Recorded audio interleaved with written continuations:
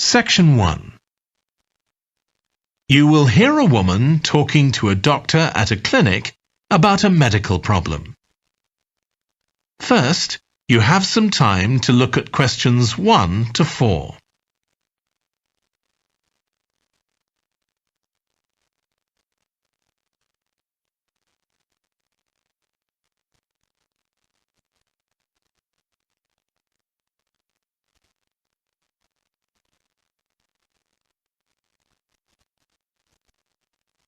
You will see that there is an example that has been done for you.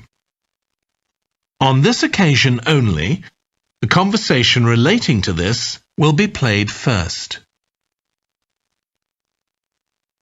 Hi, come and take a seat. Thank you. My name's Carl Rogers and I'm one of the doctors here at the Total Health Clinic. So I understand this is your first visit to the clinic. Yes, it is. Okay, well I hope you'll be very happy with the service you receive here. So if it's all right with you, I'll take a few details to help me give you the best possible service. Sure. So can I check first of all that we have the correct personal details for you?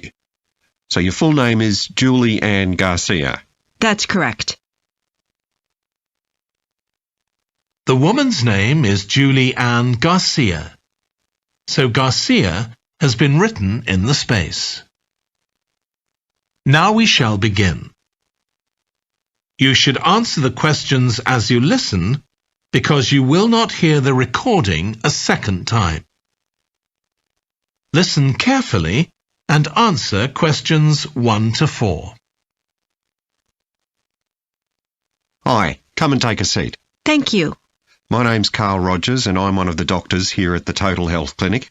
So I understand this is your first visit to the clinic. Yes, it is. Okay, well I hope you'll be very happy with the service you receive here. So if it's all right with you, I'll take a few details to help me give you the best possible service. Sure. So can I check first of all that we have the correct personal details for you? So your full name is Julie Ann Garcia. That's correct. Perfect. And can I have a contact phone number? It's 219-442-9785. Okay, and then can I just check that we have the correct date of birth? October 10th, 1992. Oh, I actually have 1991. I'll just correct that now. Right, so that's all good. Now I just need a few more personal details. Do you have an occupation, either full-time or part-time?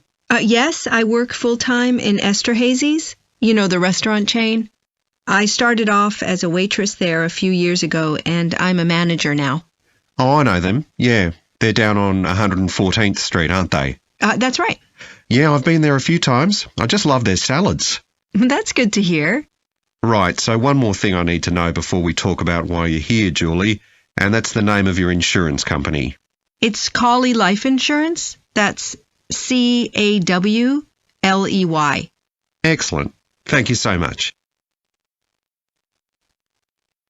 Before you hear the rest of the conversation, you have some time to look at questions 5 to 10.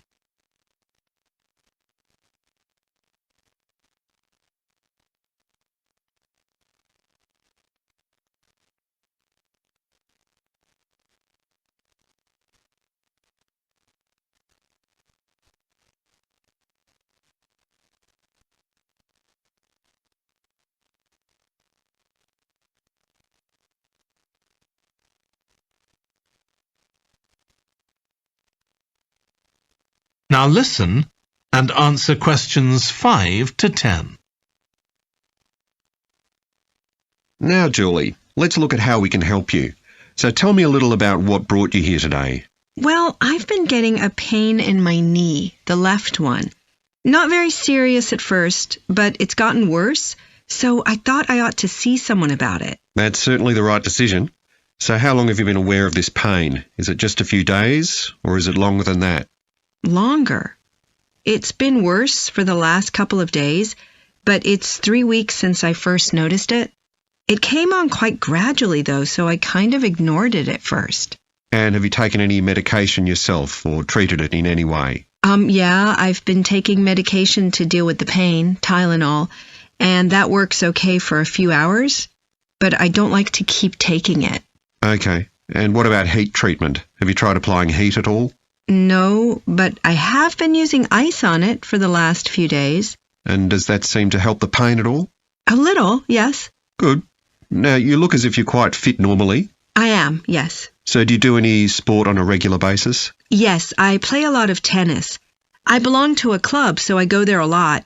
I'm quite competitive, so I enjoy that side of it as well as the exercise, but I haven't gone since this started. Sure. And do you do any other types of exercise? Yeah, I sometimes do a little swimming, but usually just when I'm on vacation.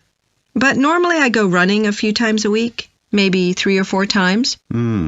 So your legs are getting quite a pounding, but you haven't had any problems up to now? No, not with my legs.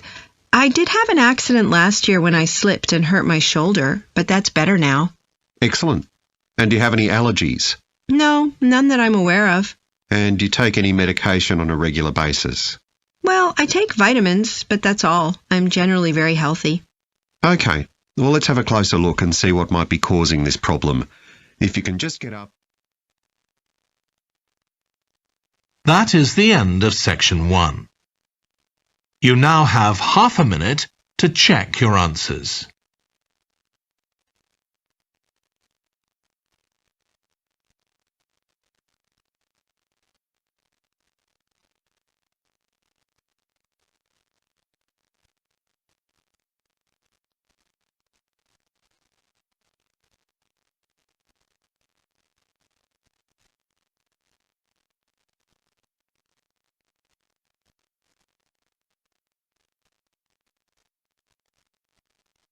Now turn to section 2. Section 2. You will hear a guide talking to a group of tourists who are about to visit an English castle. First, you have some time to look at questions 11 to 15.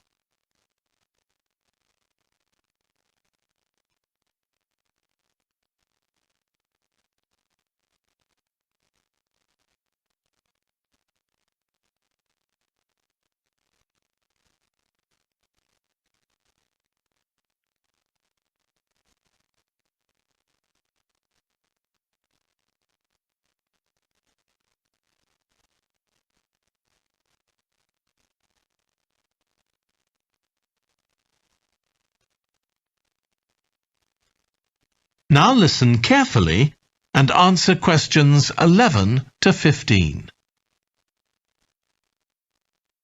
We'll be arriving at Branley Castle in about 5 minutes. But before we get there, I'll give you a little information about the castle and what our visit will include. So, in fact, there's been a castle on this site for over 1100 years.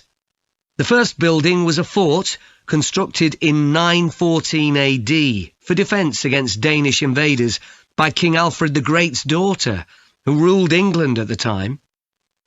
In the following century, after the Normans conquered England, the land was given to a nobleman called Richard de Vere, and he built a castle there that stayed in the de Vere family for over 400 years. However, when Queen Elizabeth I announced that she was going to visit the castle in 1576, it was beginning to look a bit run down.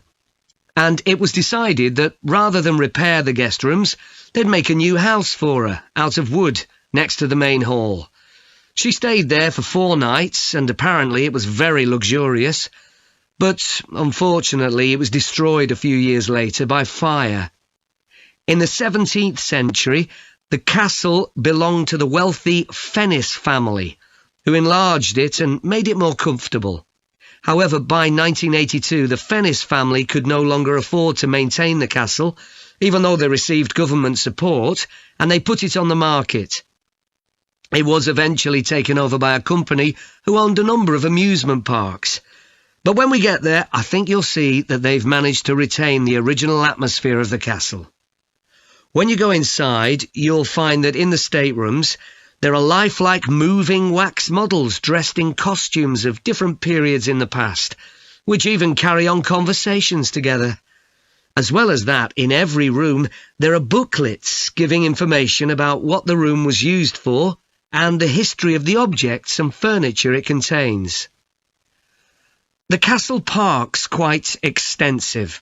At one time, sheep were kept there, and in the 19th century the owners had a little zoo with animals like rabbits and even a baby elephant. Nowadays the old zoo buildings are used for public displays of paintings and sculpture. The park also has some beautiful trees, though the oldest of all, which dated back 800 years, was sadly blown down in 1987. Now, you're free to wander around on your own until 4:30, but then, at the end of our visit, we'll all meet together at the bottom of the great staircase. We'll then go on to the long gallery, where there's a wonderful collection of photographs showing the family who owned the castle 100 years ago having tea and cakes in the conservatory. And we'll then take you to the same place where afternoon tea will be served to you. Before you hear the rest of the talk, you have some time to look at questions 16 to 20.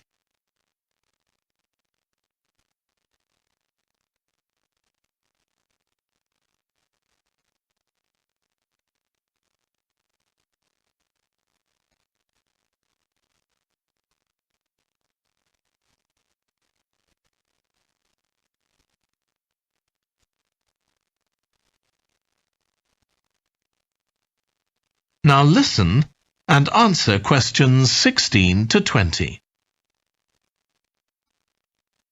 Now, if you can take a look at your plans, you'll see Branley Castle has 4 towers joined together by a high wall, with the river on 2 sides. Don't miss seeing the Great Hall. That's near the river in the main tower, the biggest one, which was extended and redesigned in the 18th century. If you want to get a good view of the whole castle, you can walk around the walls. The starting point's quite near the main entrance. Walk straight down the path until you get to the south gate, and it's just there. Don't go on to the north gate. There's no way up from there.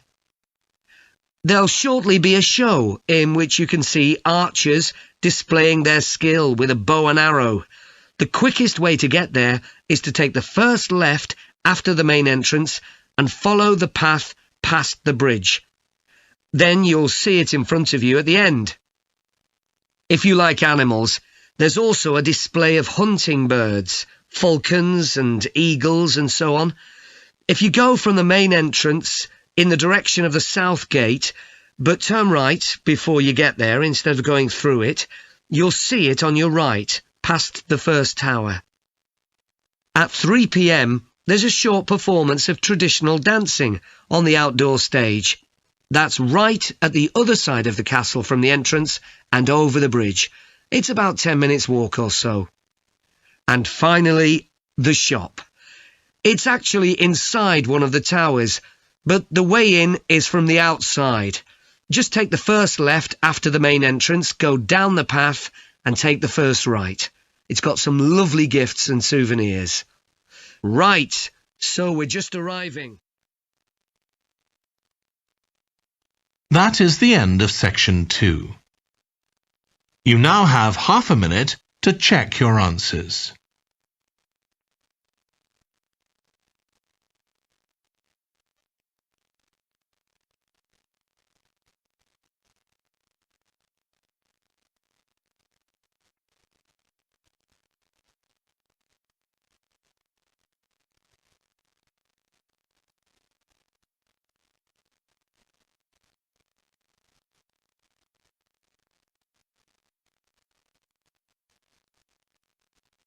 Now turn to section 3. Section 3. You will hear 2 environmental science students, called Rosie and Martin, discussing their presentation on an extinct animal called the woolly mammoth with their tutor. First, you have some time to look at questions 21 to 24.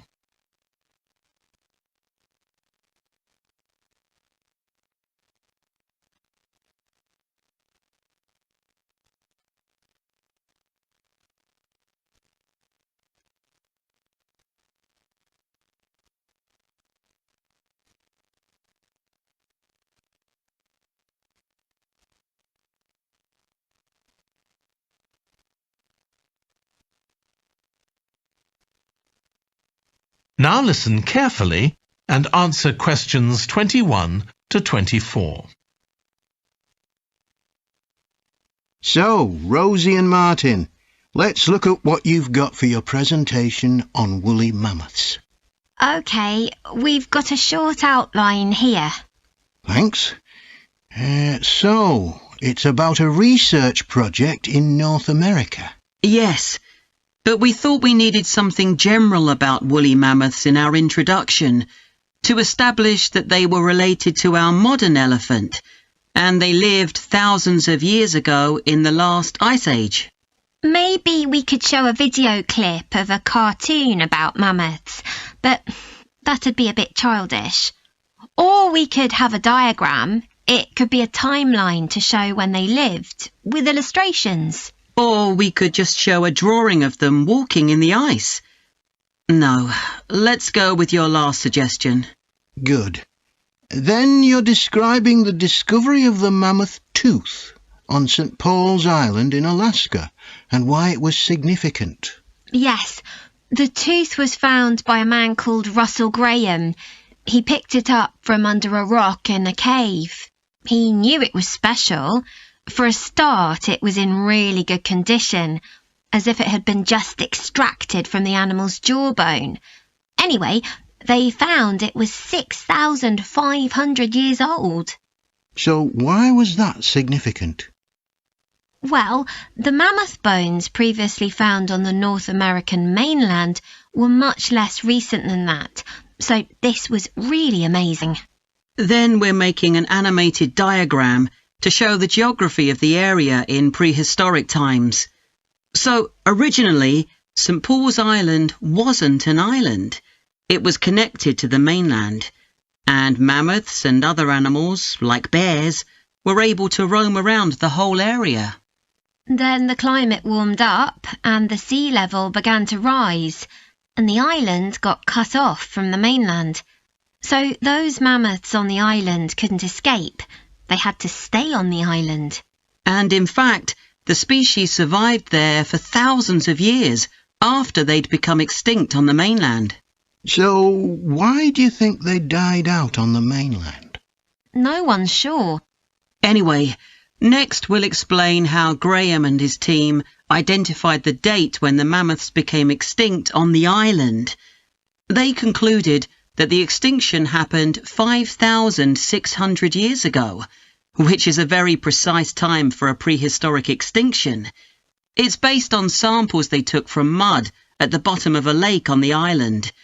They analysed it to find out what had fallen in over time, bits of plants, volcanic ash, and even DNA from the mammoths themselves.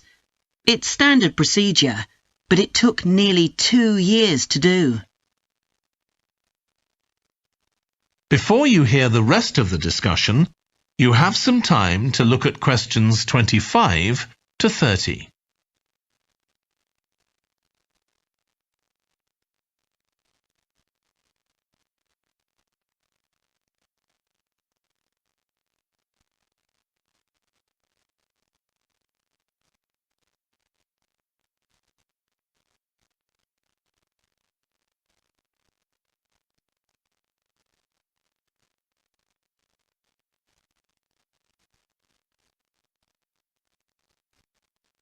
Now listen and answer questions 25 to 30.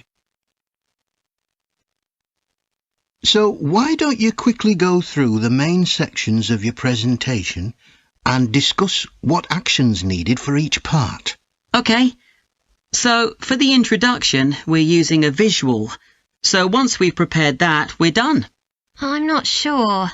I think we need to write down all the ideas we want to include here, not just rely on memory.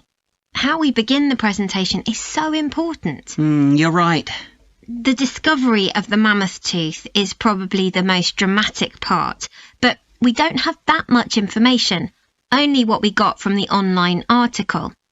I thought maybe we could get in touch with the researcher who led the team and ask him to tell us a bit more. Great idea. What about the section with the initial questions asked by the researchers? We've got a lot on that, but we need to make it interesting. We could ask the audience to suggest some questions about it, and then see how many of them we can answer. I don't think it would take too long. Yes, that would add a bit of variety. Then the section on further research carried out on the island, analysing the mud in the lake. I wonder if we've actually got too much information here. Should we cut some? I don't think so, but it's all a bit muddled at present. Yes, maybe it would be better if it followed a chronological pattern. I think so. The findings and possible explanations section is just about ready, but we need to practice it so we're sure it won't overrun. I think it should be okay, but yes, let's make sure. In the last section, relevance to the present day, you've got some good ideas, but this is where you need to move away from the ideas of others and give your own viewpoint. Okay, we'll think about that. Now, shall we show you some of the... That is the end of section 3. You now have half a minute to check your answers.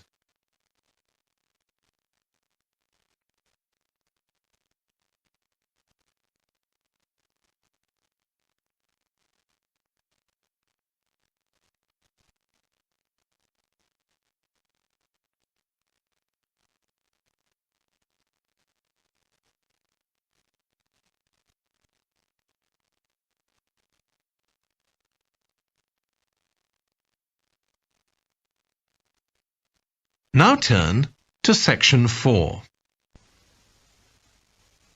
Section 4. You will hear a lecture about the history of weather forecasting. First, you have some time to look at questions 31 to 40.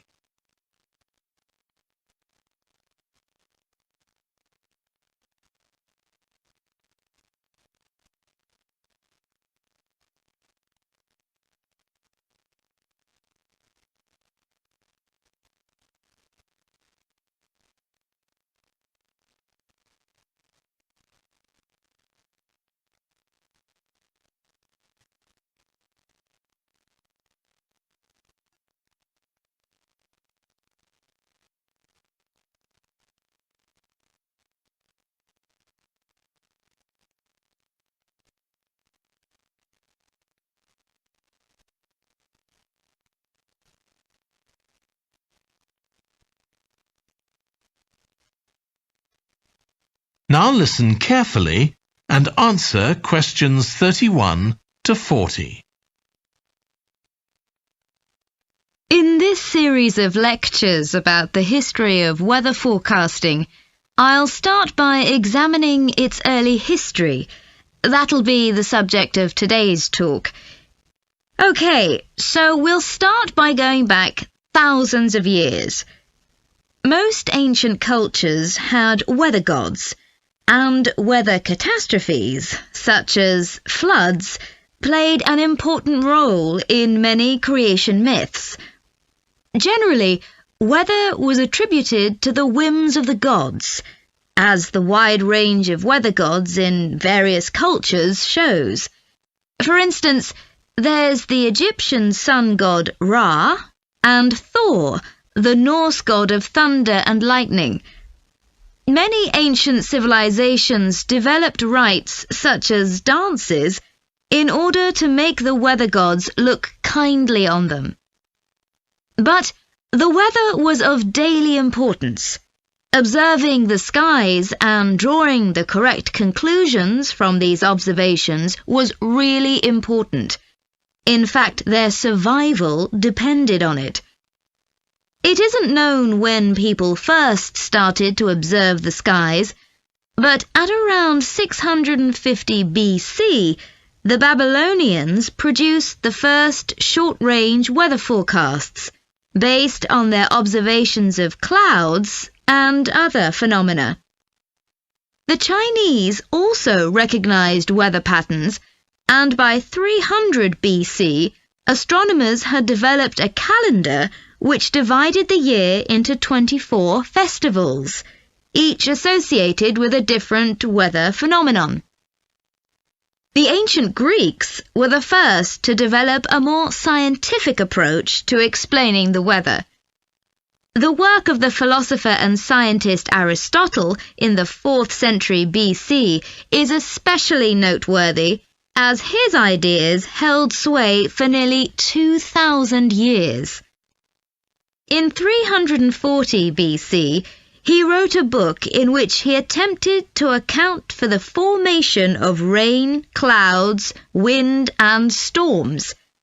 He also described celestial phenomena such as halos, that is, bright circles of light around the sun, the moon, and bright stars, and comets.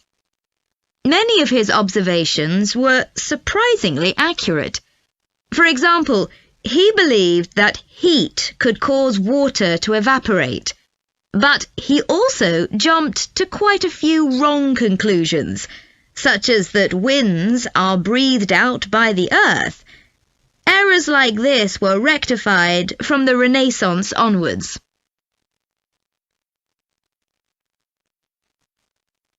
For nearly 2,000 years, Aristotle's work was accepted as the chief authority on weather theory.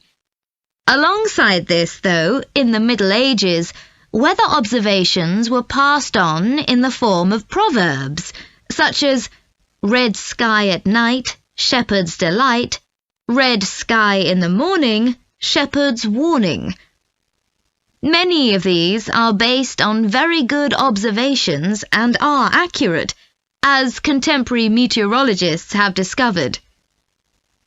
For centuries, any attempt to forecast the weather could only be based on personal observations. But in the 15th century, scientists began to see the need for instruments. Until then, the only ones available were weather vanes to determine the wind direction and early versions of rain gauges. One of the first, invented in the 15th century, was a hygrometer, which measured humidity. This was one of many inventions that contributed to the development of weather forecasting.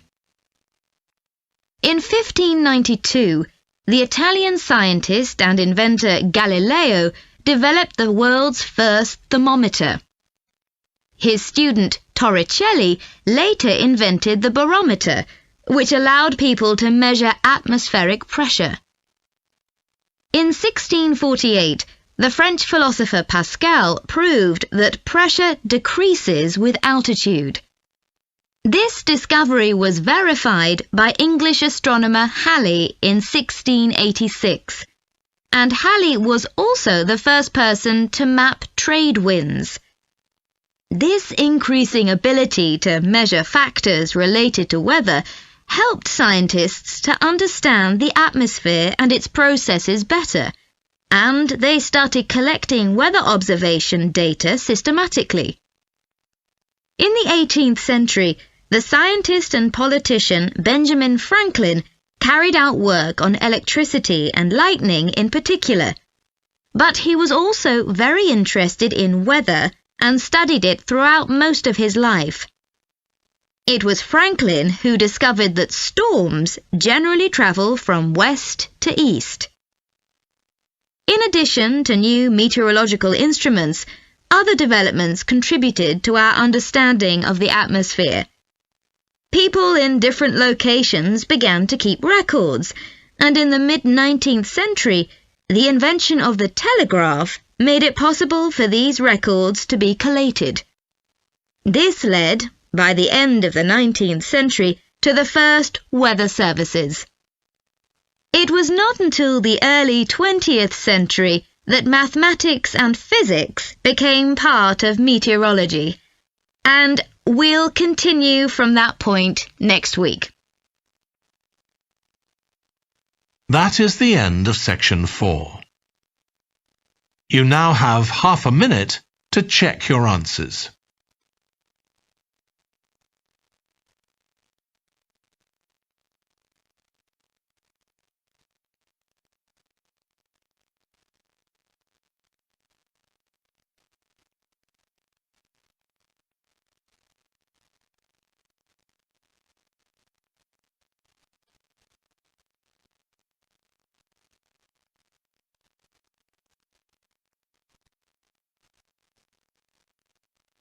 That is the end of the listening test. In the Ielts test,